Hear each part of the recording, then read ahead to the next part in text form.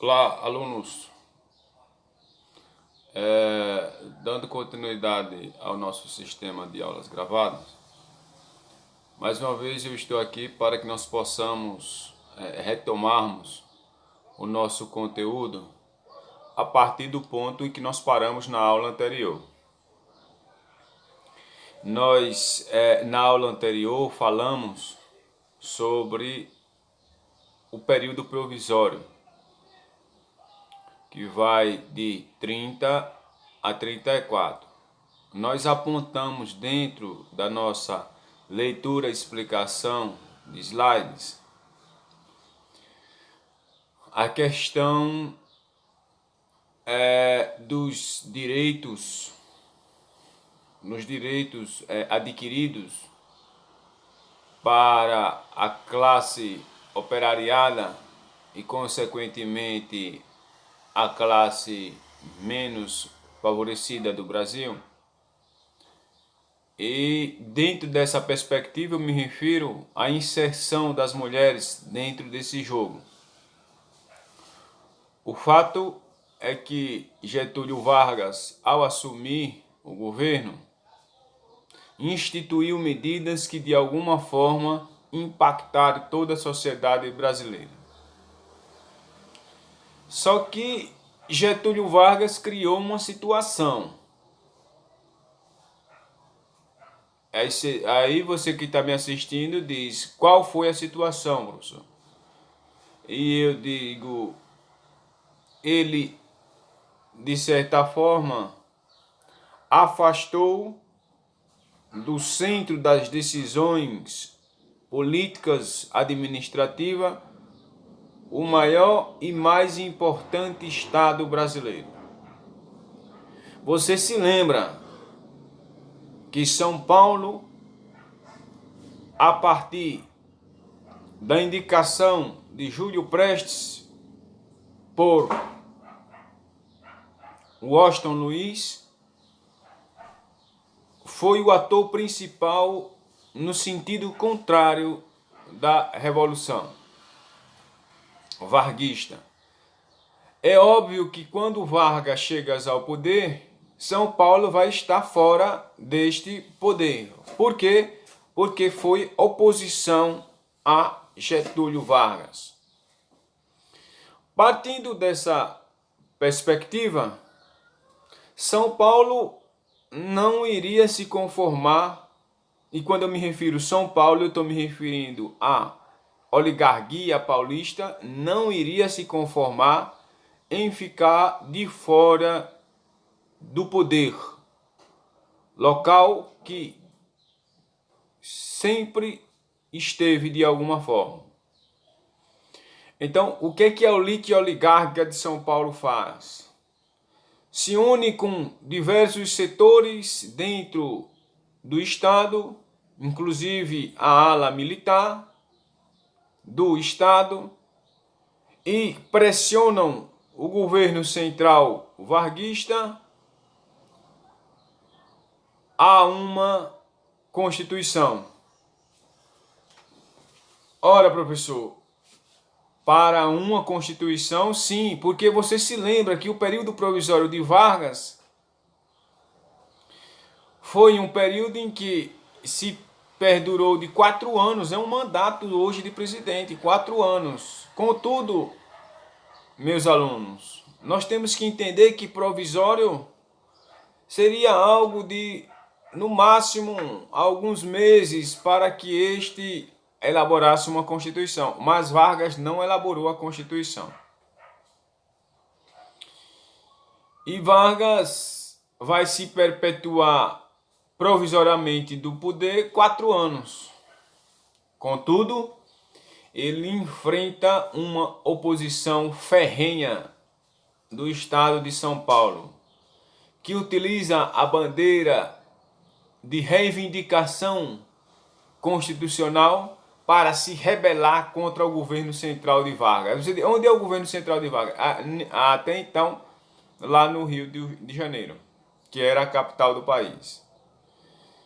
E se você bem se lembra do mapa do Brasil, São Paulo é colado com o Rio de Janeiro. Certo, professor. Então, a Revolução Constitucionalista trata-se de quê? De uma insatisfação de São Paulo por não estar no poder, utilizando uma desculpa constitucional, que na verdade São Paulo reivindicava para todo mundo a questão constitucional, mas todo mundo hoje sabe que São Paulo estava pouco preocupado com Constituição. São Paulo, na verdade, queria era retornar ao poder. E daí promove a Revolução Constitucionalista. Recebe esse nome por reivindicar uma Constituição para o Brasil. Mas as elites, nós já sabemos o que queriam. Somente ser inserida no jogo político novamente. Porque Constituição é secundária com relação a isso. Então, nesse sentido, as forças paulistas vão se unir contra o governo varguista. Então, o Partido Republicano Paulista está demonstrado aí na imagem dessa montagem que nós apresentamos, para que ganhe aderência do povo paulista. Mas vamos por parte aqui. Vamos tratar por parte. Eu falei de maneira genérica, mas vamos agora sistematizar o que eu falei agora há pouco.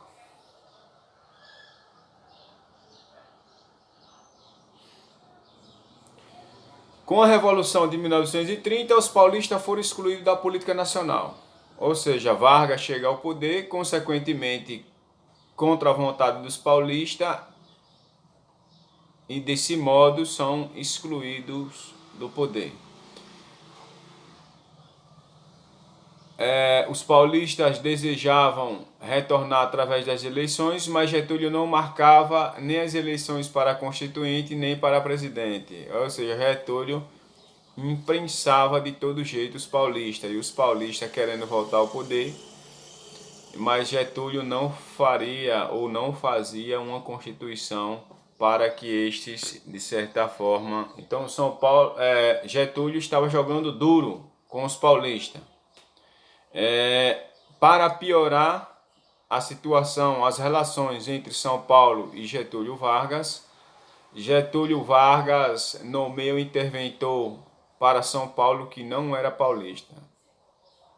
Então, ou seja, é uma espécie de governador. Getúlio não nomeou governador paulista para São Paulo. Getúlio nomeou um pernambucano. Então, começa a luta armada contra o governo federal. São Paulo se rebelou e uniu as suas forças para lutar contra Getúlio Vargas. Então, tá aí uma fotografia de um pelotão, o qual pretende guerrear contra o governo federal. É claro que é uma luta do ponto de vista prático impossível, mas queria mostrar de certa forma a insatisfação do pessoal para com o governo varguista. O que querem os paulistas? Para todo mundo, os paulistas exigem uma nova constituição e eleições para presidente. É claro que isso aí é só uma desculpa esfarrapada para quem não entende o jogo político. Não é o caso de vocês. Não é o caso de vocês que agora sabem o real motivo o qual São Paulo viria a promover essa revolução constitucionalista. Então, São Paulo vira uma praça de guerra e a capital chega a ser bombardeada por aviões. Ou seja, há um clima de guerra realmente, pessoal, com relação a São Paulo. Então, partindo dessa premissa, nós temos que entender que isso foi real. Inclusive, tem alguns parentes nossos aqui da aldeia que participaram dessa revolução constitucionalista. E eles relatam o terror que era, ou relatavam, né? Porque já são falecidos. E eles relatavam o terror que era a Praça de Guerra em São Paulo. Os nossos conterrâneos, 2 índios funiô, participaram dessa Revolução Constitucionalista, não como revolucionário, mas como combatente por parte do governo federal. Eles eram da polícia do estado de Pernambuco, então todos os militares, ou grande parte dos militares do estado, foram convocados para combater os paulistas. Os paulistas, no final das contas, se rendem, mas Vargas marca as eleições para presidente e para constituinte.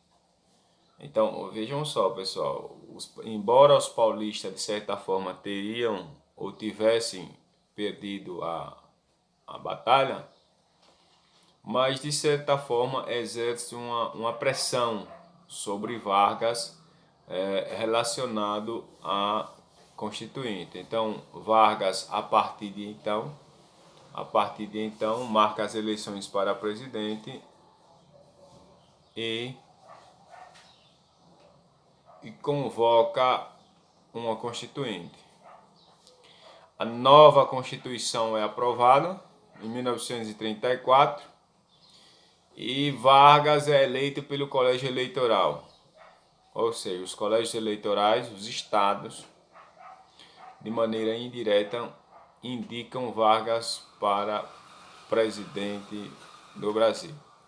Essa posse de Vargas para o novo presidente do Brasil de 34 vai dar início a um novo período da história do Brasil, o segundo governo Vargas, o período constitucional. Só que antes que nós possamos entrar no período constitucional, eu apresento a vocês essas fotografias,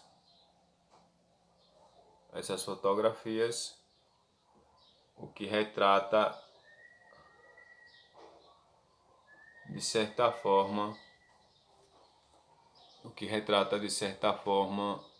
como se deu as lutas no campo de batalha lá em São Paulo. Isso é um pouco semelhante ao que nós vimos da Primeira Guerra Mundial, que é a questão da Guerra das Trincheiras. Mas é isso, a Revolução Constitucionalista foi isso daí. No final das contas, São Paulo se sagrou, de certa forma, perdedor por uma parte, mas supostamente teria vencido porque teria pressionado o governo para que este elaborasse a Constituição. Então, essa questão é isso, pessoal. Essa questão é isso, com relação ao governo Vargas. Certo, professor? Então, a nossa próxima aula é sobre o governo constitucional de Vargas, que vai de 34 a 37. Contudo, eu gostaria só de lhes dizer que esse é um assunto para a nossa próxima aula, levando em consideração o tempo da nossa aula. Ok, pessoal? Então, eu espero que vocês tenham gostado e deixe seu like lá e se inscreva no canal. Ok, pessoal? Tchau, tchau. Até a próxima aula. Tchau.